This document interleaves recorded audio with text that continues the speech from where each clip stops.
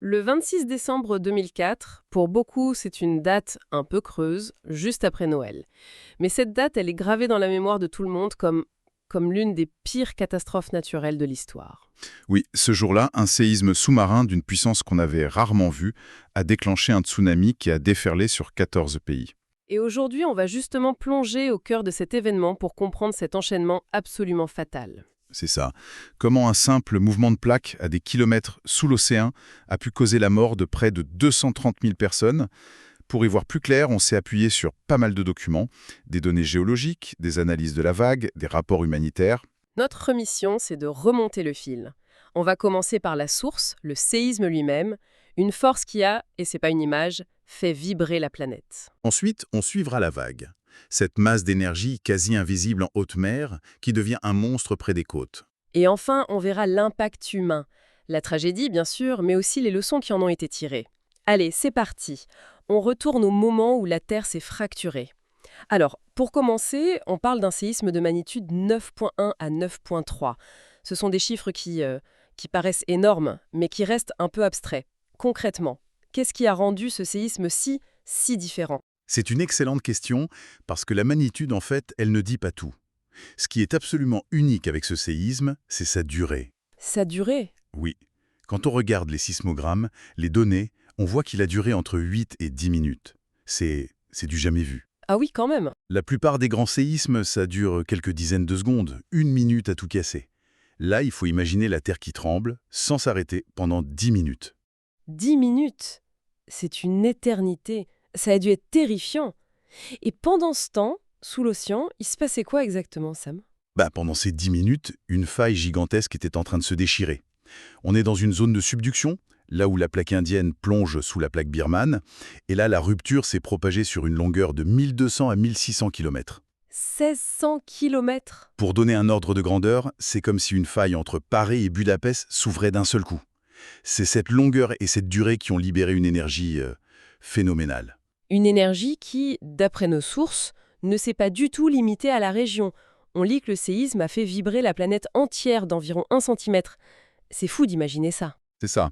Il a même déclenché d'autres petits séismes jusqu'en Alaska. Incroyable. Et c'est là qu'on arrive au cœur du problème. Ce séisme n'a pas seulement secoué le sol, il l'a violemment déformé. Sur toute cette immense longueur, le plancher océanique a été soulevé de plusieurs mètres. D'un coup. D'un coup, ce mouvement vertical, c'est comme un coup de piston géant. Ça a déplacé un volume d'eau estimé à 30 km3. 30 kilomètres cubes. Ça me parle pas vraiment en fait. On peut comparer ça à quelque chose? Oui, c'est difficile à visualiser. Imaginez qu'on prenne plus de 30 fois le volume du lac d'Annecy, qu'on le soulève de plusieurs mètres et qu'on le relâche d'un seul coup. D'accord, là je vois mieux. C'est cette masse d'eau colossale mise en mouvement instantanément qui est à l'origine du tsunami. L'événement a été si massif qu'il a même provoqué une élévation permanente du niveau mondial de la mer de 0,1 mm. C'est infime, mais ça montre bien la puissance brute qui a été libérée, quoi. Hmm. C'est donc ce coup de piston qui a créé la vague. Mais on n'est pas sur une vague de surf géante, c'est bien ça. Elle se comporte comment, une vague de tsunami? C'est tout le piège. En haute mer, au-dessus des grands fonds, la vague est très large, mais très basse. D'ailleurs, il y a un fait incroyable dans une des sources. Ah oui, C'est la première fois qu'un tsunami a été mesuré par un satellite depuis l'espace. Le satellite a détecté une anomalie, une sorte de bosse sur l'océan qui ne faisait que 60 cm de haut. 60 centimètres. Mais c'est rien. Quasiment invisible pour un bateau. Sauf que cette petite bosse d'énergie, elle, se déplaçait à la vitesse d'un avion de ligne. Entre 500 et 1000 km/h. Donc, en plein océan, on peut passer au-dessus sans même s'en rendre compte. Mais alors, comment on passe de 60 centimètres à un mur d'eau dévastateur? C'est là que la physique devient redoutable. En approchant des côtes, la profondeur de l'océan diminue. La vague est donc freinée par le plancher marin. Mais toute l'énergie qu'elle transporte, elle doit bien aller quelque part. Logique. Sa vitesse diminue, mais pour compenser, sa hauteur augmente de façon exponentielle. C'est ça, le piège mortel. La vague est quasi invisible, se transforme en un mur d'eau. Et dans ce cas précis, on a des chiffres sur cette hauteur? Oui, et il donne le vertige. Dans la province d'Aceh en Indonésie, la plus proche de l'épicentre, les vagues ont couramment atteint 24 à 30 mètres. 30 mètres. Mais les relevés après la catastrophe ont mesuré un pic record à 51 mètres dans une localité qui s'appelle Lokna, à Sumatra. Attends, 51 mètres. C'est la hauteur d'un immeuble de 17 étages. C'est juste inimaginable. Comment c'est possible? C'est la géographie locale qui joue à ce point? Exactement. La topographie sous-marine, la forme de la côte, une baie, un estuaire, ça peut concentrer l'énergie et créer ces hauteurs extrêmes. Maintenant, il faut imaginer cette énergie qui se propage dans tout l'océan Indien. Et là, tout le monde est touché de la même façon. Non, pas du tout. La faille était orientée nord-sud, du coup l'énergie a été projetée principalement vers l'est et l'ouest.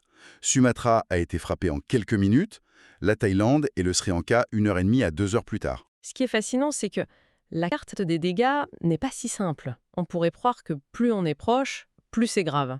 Mais c'est pas toujours le cas. Non, et c'est ce qui rend l'analyse complexe. Prenez le Bangladesh. Très proche de l'épicentre, un pays extrêmement plat. La cible parfaite en théorie. Exactement. Et pourtant, il a été relativement épargné. L'analyse a montré que la rupture de la faille a été plus lente, moins violente dans sa partie nord. Donc, beaucoup moins d'énergie dans cette direction. Et à l'inverse. À l'inverse, la Somalie, à 5000 km de là, sur la côte africaine, a été frappée plus durement que le Bangladesh. La vague a traversé tout l'océan. 16 heures après le séisme, on mesurait encore une vague de 1,5 mètre en Afrique du Sud. Ça montre bien la portée planétaire de cet événement. Cette puissance, cette physique, c'est presque abstrait. Mais quand cette énergie frappe la terre ferme, qu'est-ce que ça donne? Comment ça s'est traduit pour les gens sur place? Là, on bascule dans la tragédie humaine. Et le cœur du drame, c'est l'absence totale de préparation.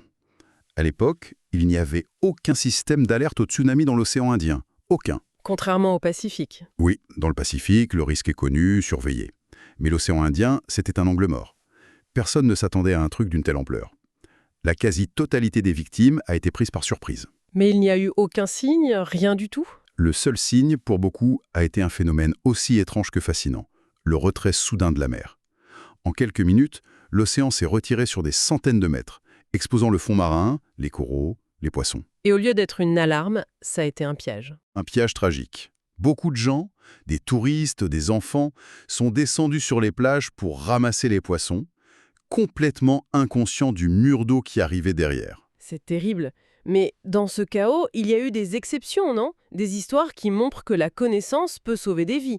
Je pense à l'île de Simuleux. Ah, l'île de Simuleux. C'est une histoire incroyable. Elle est en Indonésie, tout près de l'épicentre. Elle aurait dû être rayée de la carte. Et pourtant, Très peu de victimes. Pourquoi? Parce que leur tradition orale, leur mémoire collective, contenait l'histoire d'un smog, le mot local pour tsunami, qui avait frappé l'île en 1907. La leçon s'était transmise. Si la terre tremble fort et longtemps, cours te réfugier dans les collines. et c'est ce qu'ils ont fait. Exactement. Dès que la secousse a commencé, ils ont couru. Leur savoir ancestral a été le meilleur système d'alerte possible. C'est fou. La chose la plus efficace, ça n'a pas été une technologie, mais une vieille légende. Et il y a aussi cette histoire de la jeune touriste britannique, Tilly Smith. Oui, en Thaïlande. Une fillette de 10 ans. 2 semaines avant, elle avait eu un cours de géo sur les tsunamis. Le hasard. Quand elle a vu la mer se retirer, bouillonner, elle a reconnu les signes. Elle a paniqué, elle a prévenu ses parents, qui ont alerté tout le monde sur la plage. Des centaines de personnes ont pu évacuer juste à temps. Une simple leçon à l'école, quoi. Malheureusement, ça reste des exceptions. Le bilan final est effroyable. 227 898 morts ou disparus.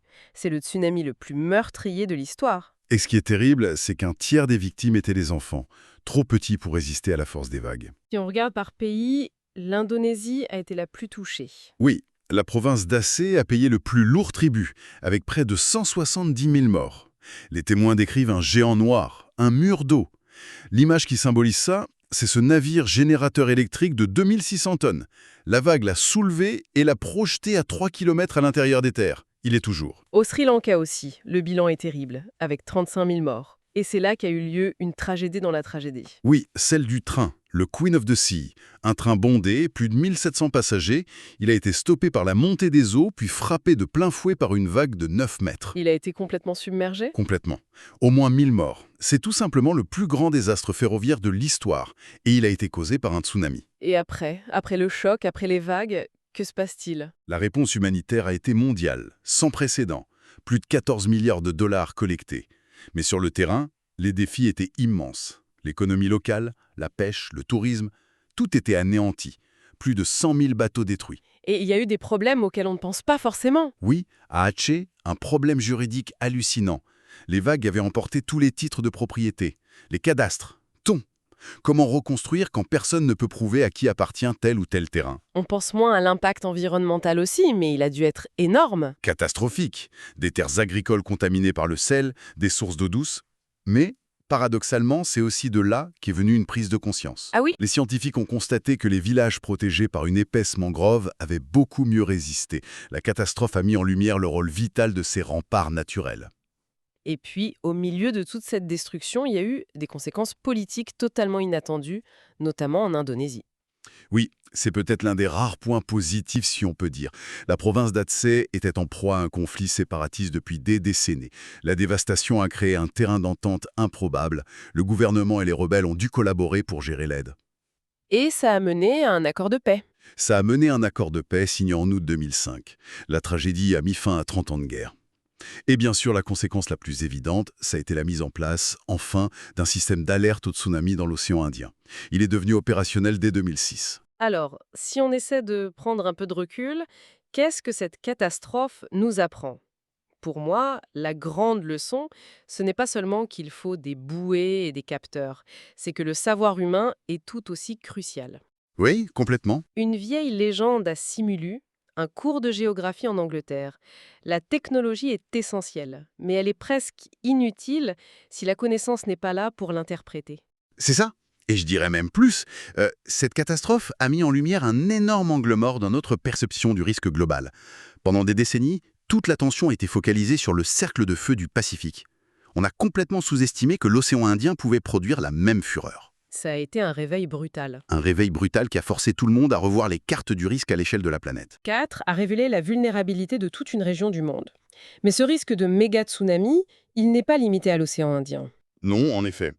Il y a des études, par exemple, qui évoquent un scénario, celui d'une éruption majeure du volcan de La Palma aux Canaries, Dans l'Atlantique donc. dans l'Atlantique. Ça pourrait provoquer l'effondrement de tout un flanc de la montagne dans l'océan. Un tel événement pourrait générer une vague gigantesque qui traverserait l'Atlantique, menaçant les côtes de l'Afrique, de l'Europe et même de l'Amérique. Ce qui soulève une question finale. Près de 20 ans après la tragédie de l'océan Indien, et avec tous les systèmes d'alerte qu'on a aujourd'hui, est-ce qu'on est réellement mieux préparé à un événement si rare, mais d'une ampleur potentiellement similaire?